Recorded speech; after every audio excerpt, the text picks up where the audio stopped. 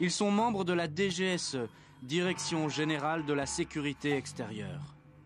Ils veulent tout savoir de la marche du monde, mais sur eux-mêmes ne lâchent rien. Ils se présentent comme officiers de renseignement, mais on les appelle espions. Qui sont-ils? Pourquoi ont-ils choisi ce métier? Pour la première fois, ils vont répondre à certaines questions, ouvrir certaines portes. Mais quand ils communiquent, c'est à leur manière, sans jamais abattre leurs cartes. Nous avons eu accès à ces professionnels de l'ombre, à certains d'entre eux seulement. C'est sous des pseudonymes qu'ils vont apparaître.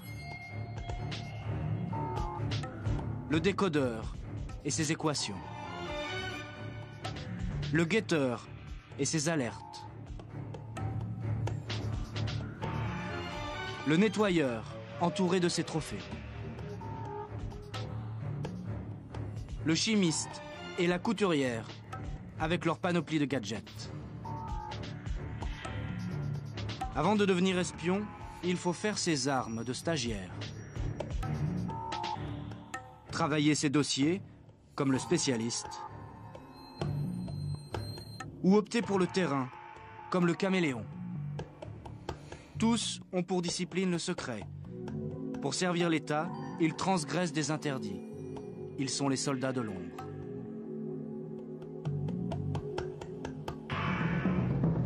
Janvier 2004, quelque part en Afrique.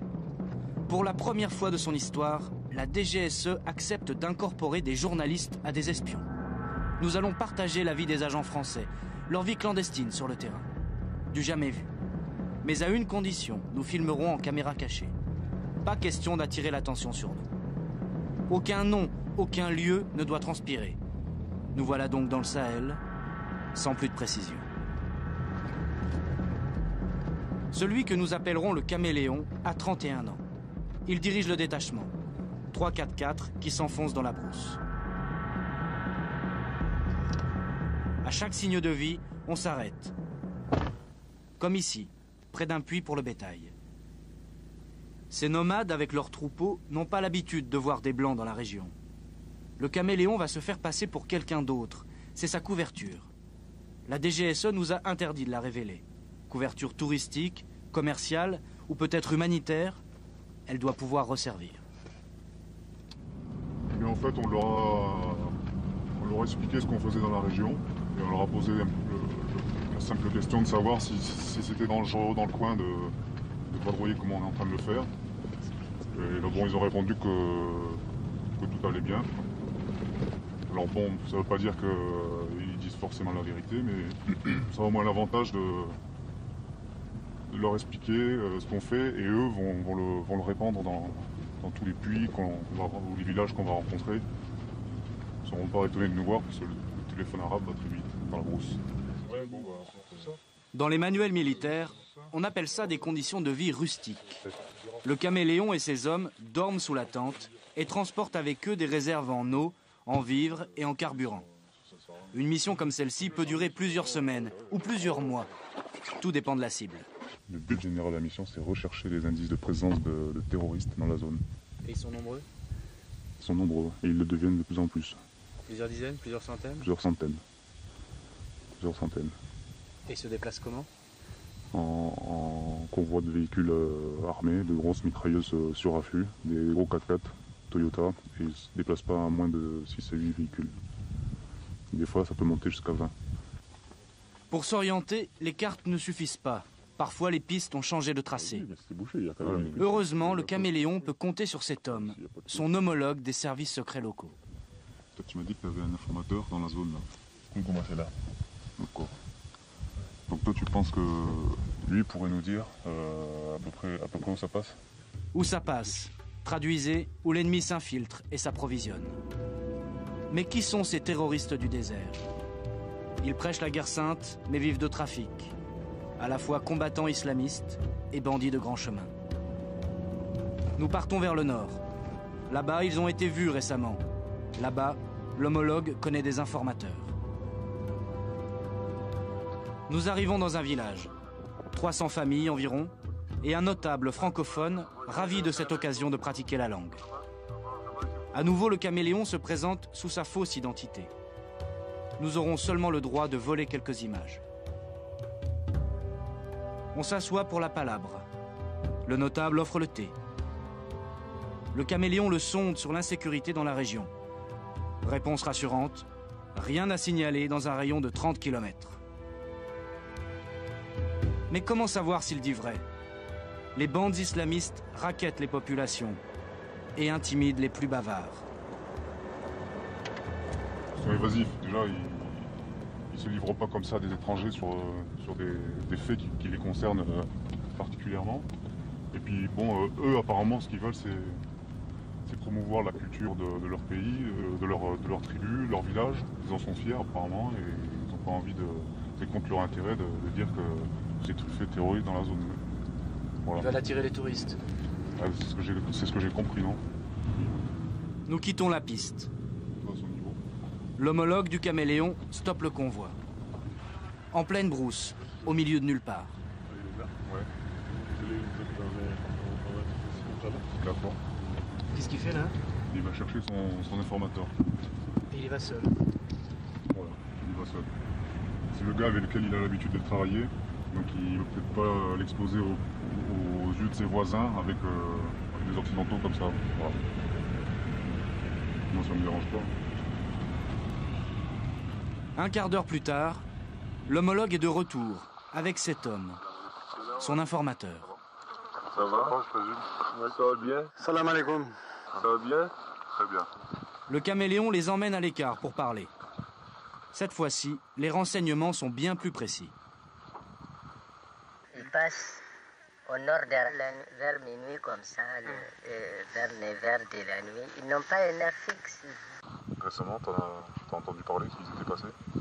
Dans le secteur, j'ai entendu par les éleveurs. Les éleveurs, j'ai entendu qu'ils ont passé à peu près il y a 20 jours maintenant. Ils ont passé là-bas. Ils cherchent à faire prier les gens obligatoires dans la brousse, là. Ils font des choses comme ça, quoi. L'informateur a bien coopéré. Le caméléon lui glisse un billet dans la main. A-t-il inventé des détails? Merci à vous. Au revoir. Ou au contraire, en a-t-il caché certains autres? Impossible de vérifier dans l'immédiat. Vous avez donné combien là? Là j'ai donné 5 000 CFA. C'est-à-dire en euros? 7,5 €, c'est ça? Oui. Voilà. C'est pas cher pour un bon renseignement. Maintenant, bon, il a compromis personne. C'est assez général ce qu'il a dit. Moi, ça m'intéresse parce que c'est en rapport avec ce qu'on me demande de chercher. Donc on va le vérifier sur le terrain, mais c'est pas trop mouillé. Avant de vérifier sur le terrain, le caméléon fait son rapport et l'envoie par satellite. Tout n'est pas crédible à 100% dans ce qu'il glane.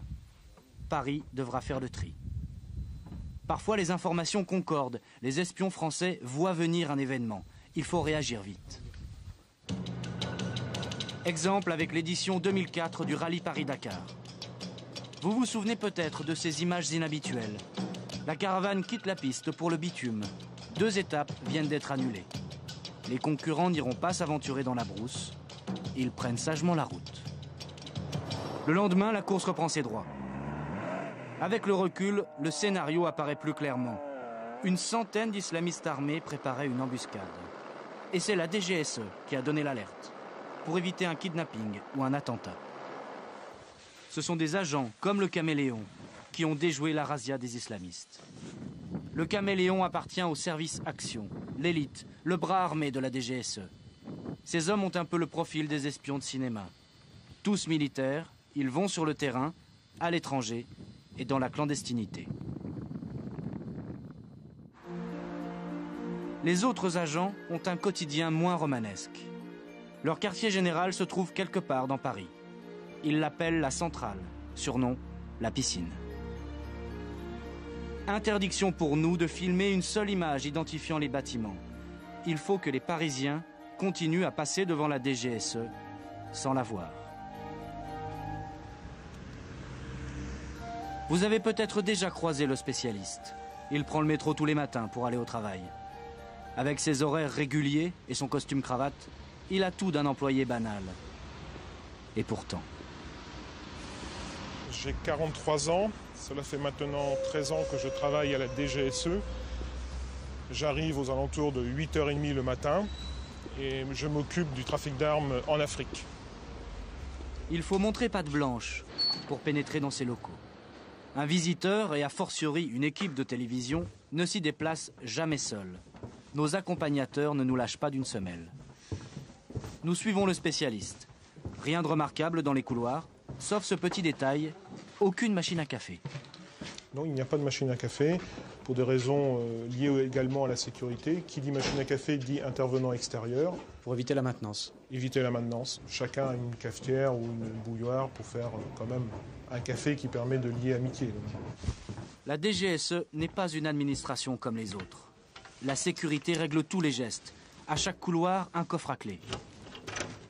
Les clés ouvrent les bureaux. Dans les bureaux, des armoires fortes. Sur les rayonnages, les précieuses archives. Ouvrir, fermer, verrouiller. Même les téléphones ont des combinaisons. Veuillez composer votre code personnel. Votre manœuvre est enregistrée. Le spécialiste traque les livraisons d'armes. Quand il a de bons tuyaux, il écrit une note de renseignement. Il ne sait pas qui la lira. Un conseiller, un ministre, le président de la République, pourquoi pas. En voici une, divulguée pour la première fois devant une caméra de télévision. C'est dans la région des Grands Lacs, en Iturie. On a détecté une livraison de plusieurs milliers de machettes. On s'interroge pour savoir pourquoi ces machettes ont été livrées dans une région du monde où malheureusement c'est une arme tristement connue. Comment vous en avez la preuve? Alors, nous avons eu la preuve par le fait que nos personnels présents sur place ont identifié la cargaison. Il y a surtout aussi un niveau de fiabilité qui permet au lecteur de dire que cette note est vraiment étayée, qu'elle est sûre ou pas sûre. Et là, en l'occurrence, du fait qu'on sait qui est l'origine du renseignement, elle est très cotée, 80%. Le spécialiste n'a pas toujours été à la DGSE. Pendant 15 ans, il a navigué sur des frégates de la Marine nationale. Aujourd'hui, il ne porte plus l'uniforme. Mais il y a une chose qu'il continue à défendre contre vents et marées. Le patriotisme. Bon, c'est un mot qui n'est plus utilisé aujourd'hui. Oui, il faut être patriote, oui, tout à fait. Il faut avoir vocation à servir la République. Oui. Oui, vocation, c'est le terme qu'il faut utiliser. Vous dites que c'est un mot qui n'est plus utilisé? Bah non, la société aujourd'hui, vous faites vieux con, excusez-moi du terme, quand vous dites patriote. Hein. Comment vous vous sentez dans ce monde-là, avec cette motivation-là? En décalage total. On est complètement décalé. On a une vision... Vous ne pouvez pas effacer votre journée simplement en passant la porte le soir. Quand vous traitez des sujets où des peuples entiers, des enfants ou des femmes sont assassinés, tués ou massacrés, l'autobus qui a écrasé le chien, ça ne vous touche pas du tout, quoi. Le soir, dernier rituel avant de partir. La déchiqueteuse, la choucrouteuse dans le jargon. Tout y passe. À la DGSE, on ne laisse rien traîner. On se méfie même des corbeilles à papier. On n'est pas un peu dans l'espionnite, là? Pas du tout. Dans les grandes entreprises, vous détruisez votre poubelle en fin de journée. C'est pas un peu de paranoïa? Pas du tout. C'est réellement la base du travail, la sécurité. Même si le spécialiste prétend le contraire, un règlement aussi bureaucratique a de quoi perturber. Ici, on a la culture et parfois le culte du secret. Dans les couloirs, les portes restent fermées. Personne ne sait qui travaille derrière. Prenez la couturière, par exemple. Beaucoup dans la maison, y compris le spécialiste, ignorent probablement jusqu'à son existence. Et pourtant, c'est un rouage irremplaçable pour la collecte d'informations. À un autre étage, une porte s'ouvre sur un laboratoire, l'antre du chimiste. Le chimiste et la couturière ont un point commun. Ils dissimulent des micros et des caméras. Un classique de l'espionnage. Les gadgets de James Bond font partie de la routine. Aujourd'hui, la couturière doit équiper un sac à main avec une micro-caméra. Les techniciens maison lui ont fourni 2 modèles possibles. Lequel choisir ? En l'occurrence, les parois d'un sac sont très fines, donc il faut trouver le bon endroit par rapport à l'épaisseur de la caméra. Quel type de sacs peuvent vous passer entre les mains? Toutes sortes. tout dépend de la situation dans laquelle va être la personne qui va l'utiliser. Avantage du sac, il n'a pas, comme les vêtements, à être lavé régulièrement. Mais parfois la consigne tombe. Il faut transformer une chemise ou une veste. La couturière doit alors imaginer une solution pour pouvoir, à chaque lavage, retirer le dispositif. Le chimiste fabrique, lui, des copies d'objets. Ici, un masque africain. L'original a été subtilisé quelque part à l'étranger, moulé en urgence, puis vite replacé avant que quelqu'un, là-bas, ne se rende compte de sa disparition. Le chimiste peut maintenant, au calme, en faire une copie, avec un micro intégré. Le nouveau masque sera substitué à l'original. Les murs auront des oreilles. Il faut être un petit peu bricoleur dans l'âme.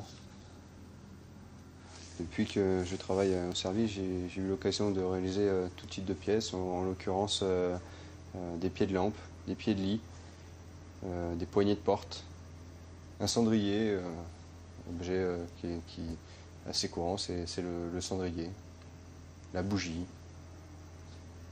ce genre de choses. Est-ce que vous savez où elle va partir, cette statuette? Non, pas du tout. Je ne connais pas la destination ni l'objectif. Vous savez au moins si elle ira décorer un bureau ou un appartement? Même pas.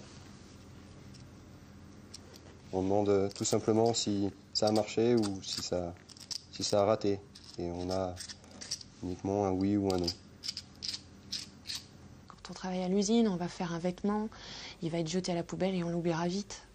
Tandis que là, bon, même si je ne suis pas connue, et ça m'est égal, mais je fais un produit qui va servir à quelque chose, et celui qui va s'en servir ne l'oubliera pas parce qu'il va se dire c'est grâce à ça que j'ai réussi ma mission. Et ça, c'est hyper important et c'est une fierté qu'on ressent. Travailler de façon clandestine, faire des intégrations, écouter les gens, ce genre de choses est mal vu. Je pense que c'est mal vu de la population française. Et vous en souffrez? On n'en souffre pas, non. Non, on vit normalement. On travaille au ministère de la Défense, point, et c'est tout. Des couturières et des chimistes, il en existe sûrement ailleurs, au sein des services secrets étrangers. Des concurrents, ayant eux pour cible la France, et notamment ses ambassades. Le nettoyeur en a visité 88 dans sa carrière. Il les a auscultés, il a soulevé les moquettes, décroché les tableaux, retourné les livres. Alors dans ce placard, on a stocké un certain nombre de pièges. Il cherchait des micros posés par l'ennemi. Il en a trouvé. Ici, une cale de porte qui, en plus de ses qualités de cale, renfermait un petit émetteur radio, émetteur bien sûr clandestin. Dans quel pays? Ça se passe dans un pays de l'Est, pays du pacte de Varsovie. Ici, une rampe de prise, donc branchée sur la prise murale d'un bureau sensible. Alors là, il n'y a pas de souci d'alimentation, puisque c'est le secteur qui alimente le piège gratuitement, si je puis dire. Voici le trophée le plus sophistiqué, la fierté du nettoyeur. Qui est solidaire. Une pièce de machine à écrire, évidée et usinée, commandée à distance. Comment avez-vous découvert que cette machine à écrire était piégée? La façon la plus simple et la plus efficace était d'utiliser les rayons X. Sur la radio, on distingue bien les composants. Un petit chef-d'œuvre d'électronique. Dans la profession, le KGB, les services soviétiques, n'avaient pas d'égal. C'était un adversaire, c'était pas un ennemi, mais c'était un adversaire qu'on respectait. Et on savait que dans notre domaine, ils étaient très forts. Le communisme, l'ennemi d'une vie. Beaucoup n'avaient connu que lui. En 1989, tout s'effondre avec le mur de Berlin. Les services perdent leur adversaire héréditaire et avec lui une raison d'être. Le terrorisme venu d'Algérie bouleverse la donne au milieu des années 90. Détournement de l'Airbus d'Air France, puis bombe dans les transports parisiens. Les hommes de l'ombre gagnent une légitimité nouvelle. En 2001, l'attentat le plus meurtrier de l'histoire finit de convaincre les plus sceptiques. L'Occident a changé d'ennemi et d'époque. Jamais peut-être les services secrets n'ont été autant sollicités que depuis le 11 septembre. L'affaire des armes de destruction massive irakiennes a beaucoup occupé la DGSE. Le travail des espions dans cette région du monde a peut-être permis à la France de maintenir, d'affermir sa position contre la guerre. En période de crise, l'état-major de la DGSE se réunit tous les jours dans cette petite pièce. Ici, on rédige des synthèses pour le pouvoir politique. On prépare une note à destination de nos 5 grands destinataires, des 5 grands, on les appelle comme ça dans le jargon du service. 5 grands que sont Président de la République, Premier ministre, ministre des Affaires étrangères, ministre de la Défense et ministre de l'Intérieur. On a des moyens chiffrants, donc téléphone chiffrant, fax chiffrant. Chiffrant. Tout ce qui passe à travers ces appareils ressort codé. En moyenne, une trentaine, une quarantaine de notes par jour sortent de la DGSE à destination de ces 5 grands destinataires. La lutte contre le terrorisme mobilise aujourd'hui le gros des matériels et des troupes. Observer, anticiper, contrecarrer, c'est le rôle du guetteur. Le guetteur s'appuie sur des spécialistes. Salut camarade. Comme ce collègue qui fait autorité sur Al-Qaïda. Je viens de voir pour savoir si je peux utiliser ça pour la réunion demain, tu sais, de l'autre côté de la mer. Est-ce que c'est encore d'actualité? Ce schéma représente notre vision de l'organisation Al-Qaïda, ce qu'on appelle le noyau dur, c'est-à-dire l'organisation elle-même. Comment on fait pour dessiner un organigramme aussi précis et, si possible, d'actualité? On émet plusieurs hypothèses, plusieurs constructions, et puis on essaye d'affiner, de recouper. Les réseaux évoluent tout le temps, d'abord parce qu'il y a régulièrement des arrestations, donc il faut les remettre à jour, car lorsqu'on enlève une tête, la nature fait qu'une nouvelle pousse. Le guetteur sort rarement de son bureau pour aller sur le terrain. Tout ce que la DGSE arrive à savoir sur le terrorisme s'affiche sur ce simple écran d'ordinateur. Là, il y en a 1, 2, 3, 4, 5, 6, 7, 8, 9, 10... 11. Impossible de filmer ces télégrammes. Secret défense. Mais il est forcément question de territoire palestinien, de dictatures orientales, de monarchies pétrolières.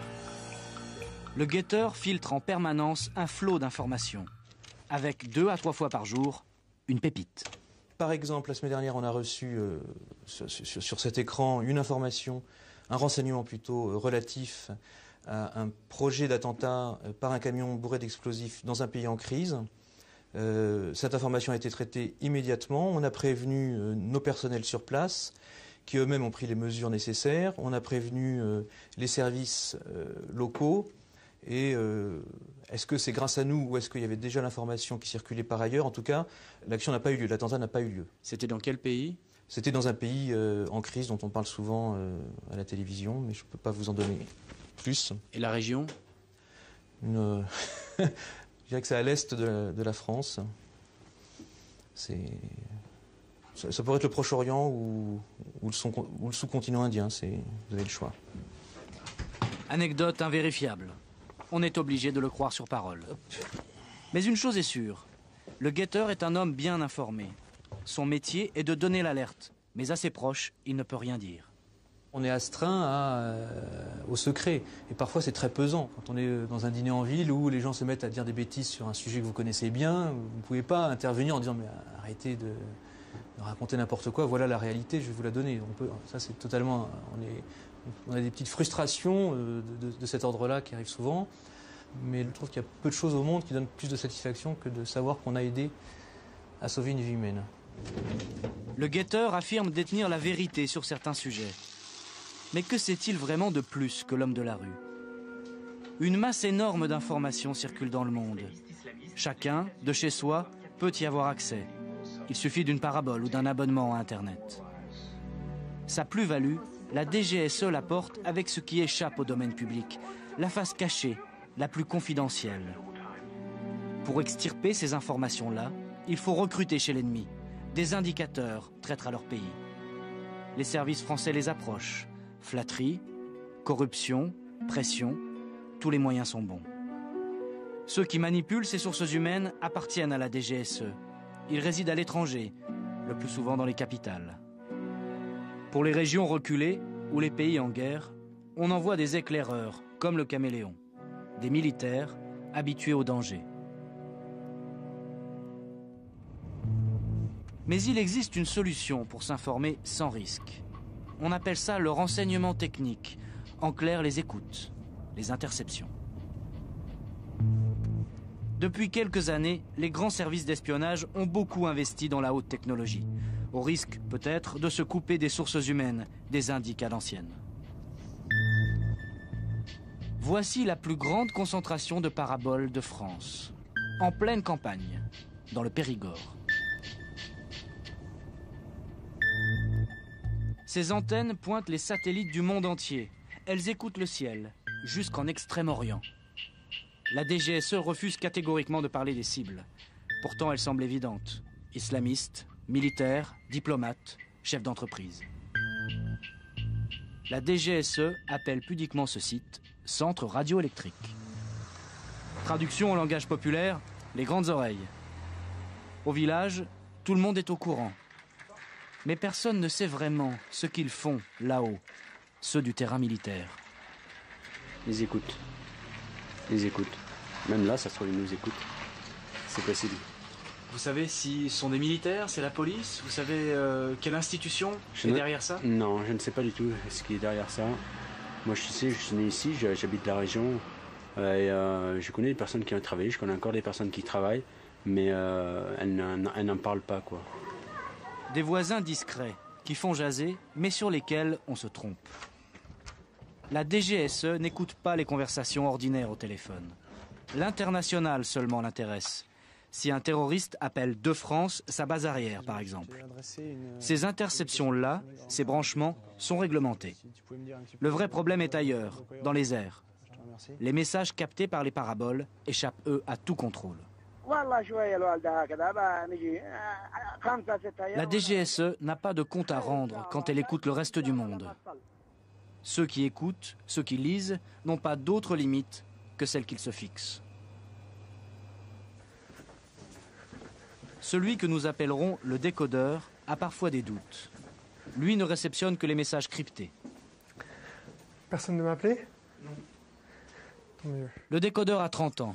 Il a fait Polytechnique.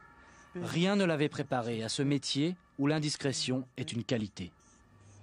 On peut converger en se demandant finalement est-ce que c'est bien d'écouter les conversations des autres? Est-ce que légitimement on a le droit de faire ça? Est-ce que c'est pas quelque part violer leur intimité et finalement pour se remotiver il faut se dire on fait ça pour rendre service à la France. Le décodeur travaille sur des données incompréhensibles, des pavés de lettres et de chiffres incohérents qui cachent des messages, emails et fax. Mais trouver la clé de l'énigme peut prendre des années. Il faut combiner le flair de l'homme et la puissance de la machine. Le décodeur actionne à distance des monstres informatiques, les supercalculateurs. Nous descendons sous terre. Derrière les portes blindées, le bruit et le froid. La climatisation tourne en permanence pour ces cerveaux géants et dociles qui attaquent les cryptages ennemis avec les formules mises au point par le décodeur.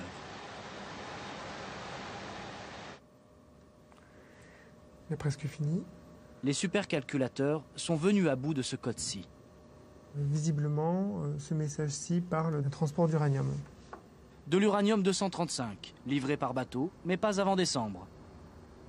Ceux qui communiquent en crypté ont un langage très direct. Parfois c'est choquant, bien sûr.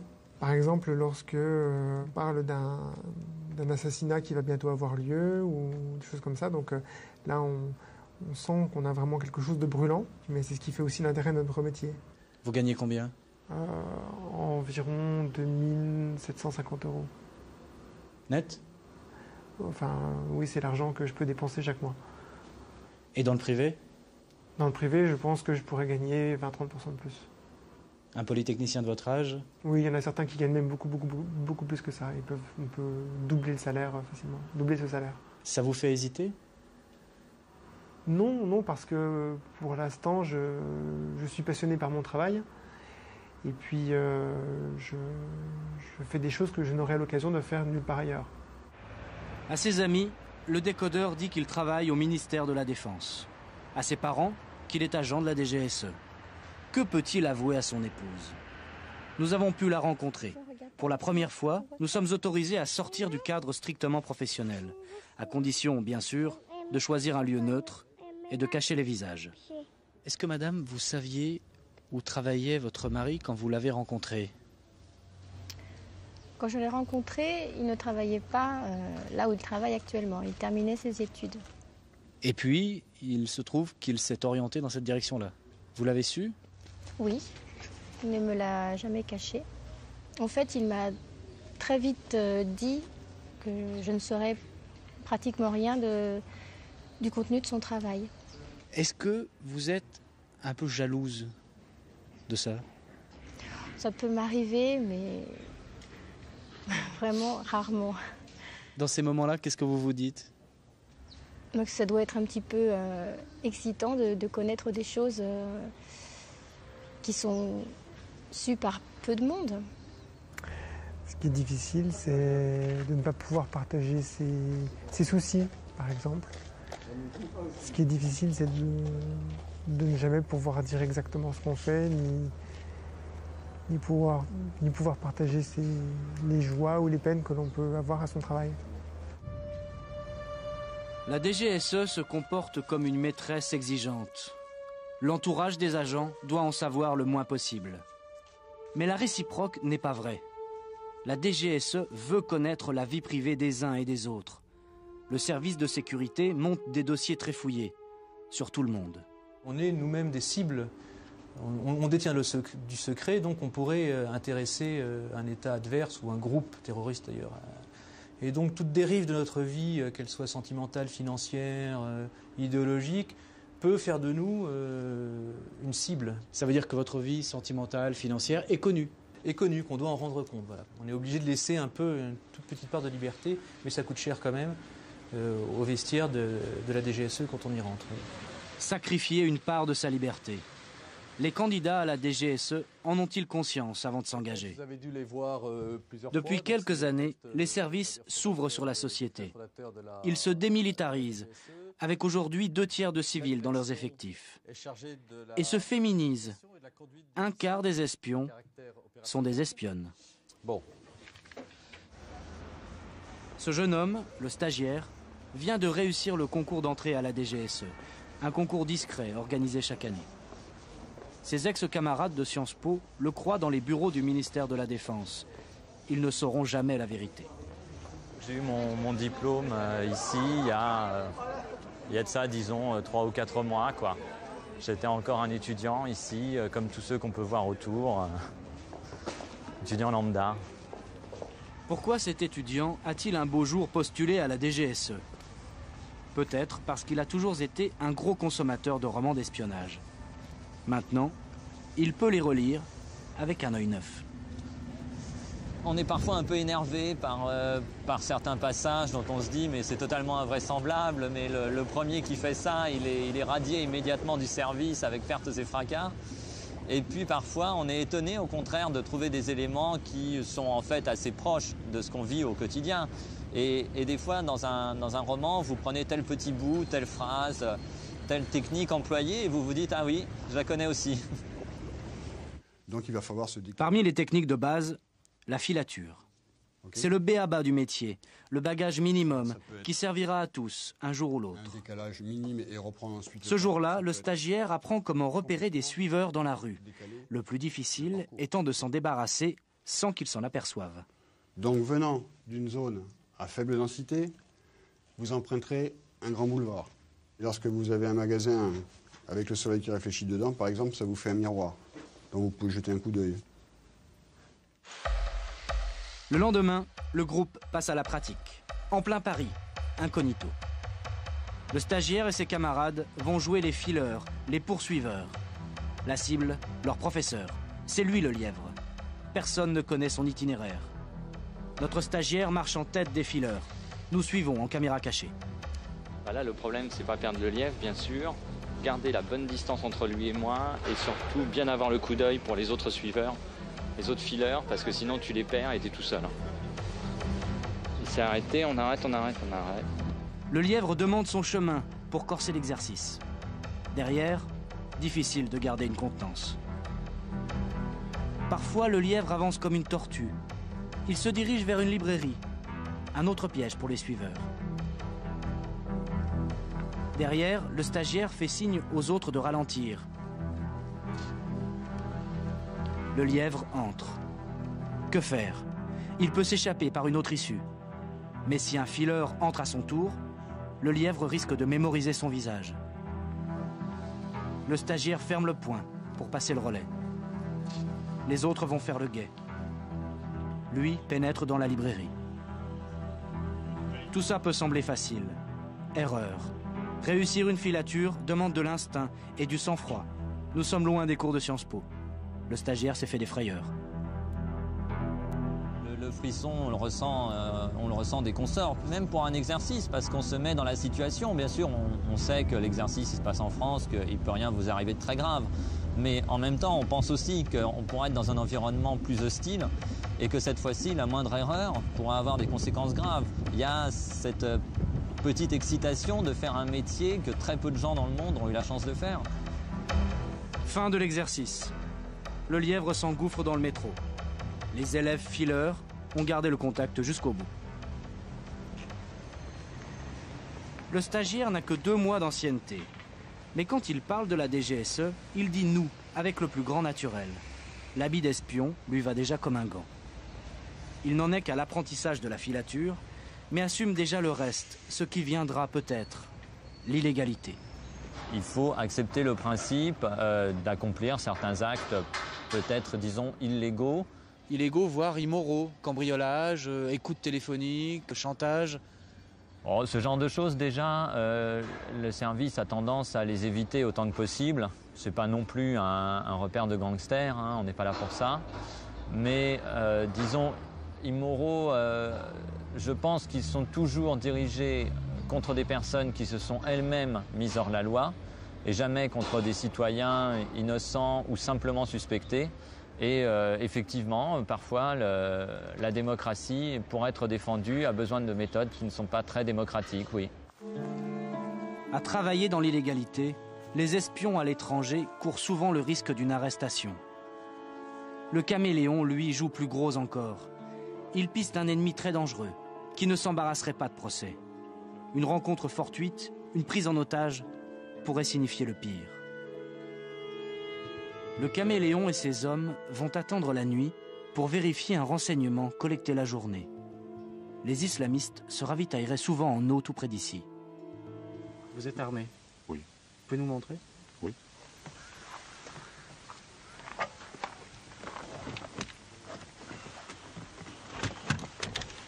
Une kalachnikov, chacun la sienne. C'est utile? Je dirais que notre but, c'est de ne pas s'en servir, de tout faire pour éviter le contact. Voilà, c'est une arme pour l'autodéfense, rien de plus. Interdiction désormais d'allumer une lampe et de faire le moindre bruit. L'équipe se poste sur une hauteur. La piste serpente 500 mètres plus bas, près d'un village. Les bandes armées seraient passées ici la veille, avec leurs 4x4. Le caméléon et ses hommes se répartissent les quarts avant de dormir. Ok, c'est moi qui te réveille. Il y a quelque chose d'un peu ridicule ou d'un peu dérisoire de vous voir comme ça, seul, dans la savane, à guetter un ennemi invisible. Ouais, effectivement, ça peut paraître dérisoire. Ceci dit, il faut bien que quelqu'un soit là pour voir qu'effectivement, c'est cet axe de pénétration qui est en train d'être prévu aussi. La DGSE, c'est la sécurité extérieure. Donc il se trouve logique que je sois à l'extérieur du pays. Pour prendre les risques en amont et pas découvrir les problèmes une fois qu'ils sont sur notre territoire. Enfin, c'est comme ça que je le vois. Le caméléon porte des JVN, jumelles de vision nocturne. De quoi percer la nuit et discerner des phares de voiture à plusieurs kilomètres. Mais pas de passage suspect cette nuit-là. Au petit matin, le détachement lève le camp. Surprise, quelques heures et quelques kilomètres plus loin, nous tombons nez à nez sur une douzaine d'hommes armés. Fausse alerte, nos visiteurs appartiennent à l'armée régulière. Ils sont sur la piste des mêmes bandes islamistes. L'homologue du Caméléon les rassure sur notre présence dans le secteur. Ils nous ont dit qu'ils ont eu trace des bandits dans la zone où nous nous trouvions hier. Ils ont trouvé des traces de passage des bandits que nous recherchons, des traces de bivouac et de fûts vides qui servent au ravitaillement en essence. Donc ça confirme un petit peu nos dires. Il se peut que la France vous demande d'intervenir contre ces bandes armées. Il se peut que la France nous demande d'intervenir, effectivement. Ça fait aussi partie de votre mission. Oui, c'est la composante action du service action. Informé, d'accord, mais vous pouvez aussi intervenir militairement. Tout à fait. Mission accomplie pour le Caméléon. La localisation des islamistes a été confirmée et affinée. Nous allons quitter le pays comme nous sommes arrivés, sans passer par la douane. L'équipe repère une large étendue de latérite plate et durcie par la sécheresse. L'horaire a été fixé à 23h02. À 23h02 précise, un avion Transal d'une 40aine de tonnes atterrit dans l'obscurité sur cette piste de fortune. Vitesse au point d'impact, 200 km/h. L'équipage appartient à la DGSE. Il a posé l'avion en aveugle, sur un terrain inconnu, balisé seulement par quelques lampes torches. Quelqu'un nous agrippe dans la bourrasque de sable et nous fait monter. Avec de telles missions, l'État français s'autorise à l'étranger ce qu'il s'interdit sur son territoire. L'illégalité. Tous les pays ont leurs services secrets, même les démocraties. Aucun dirigeant n'y renoncerait. Le monde est devenu imprévisible. Mais la société aussi a changé. Elle réclame plus de transparence aux hommes de l'ombre. Le secret a mauvaise presse. La DGSE devra rendre des comptes, mais sans se compromettre. S'ouvrir, sans se découvrir.